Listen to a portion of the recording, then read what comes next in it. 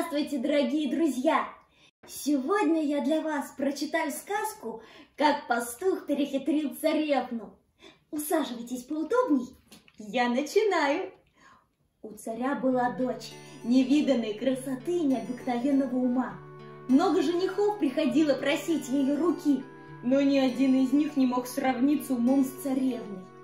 И тогда царь объявил по всем землям, что выдаст дочь за того, кто загадает ей 3 загадки, которые она не сумеет разгадать.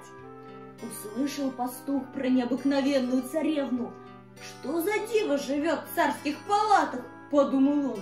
«И вдруг я перехитрю ее и возьму себе в жены». Сел пастух на коня и поехал во дворец. Захотелось ему воды попить. Остановился он у колодца, зачерпнул воды. Пока пил, конь хлеб в торбе съел. «Есть одна загадка», — подумал пастух и поехал дальше.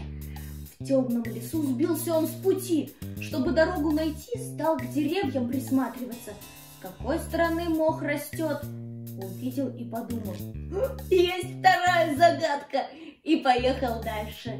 Смотрит, охотник целится в зайца. «Есть и 3-я загадка», — обрадовался пастух.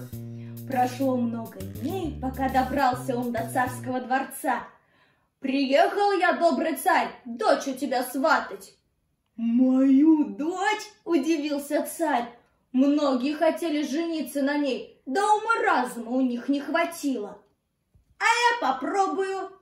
Царевна даже не посмотрела на пастуха. «Ну, загадывай свои загадки», — говорит. Первая загадка. Хлеб съел коня. Сколько ни гадала царевна, разгадать не могла. «Не знаю», — говорит. Хлеб съел коня, царевна моя, это так. Был у меня конь, я заслужил его за многие годы работы. Раз съел он хлеб из моей торбы, а хлеб был отравленный. Вот и погиб мой бедный конь, выходит. Хлеб его съел. А вот вторая загадка. Глухие и слепые, а дорогу показывают. Думала царевна, думала, и опять не смогла разгадать. «Это деревья, царевна», — ответил пастух. «Мы в лесу по деревьям узнаем, где север, а где юг». Есть и 3-я загадка. Мясо убежало, а железо осталось на месте. Сколько не ломала голову царевна, но и эту загадку разгадать не смогла. Охотник в зайца стрелял, говорит пастух. Заяц убежал, а охотник с ружьем остался на месте. Хотел царь или не хотел, но отдал дочь за простого парня, который был умнее знатных женихов. Вот и сказки, как пастух перехитрил царевну, конец. А кто слушал, молодец. Вот такая сказка, ребята.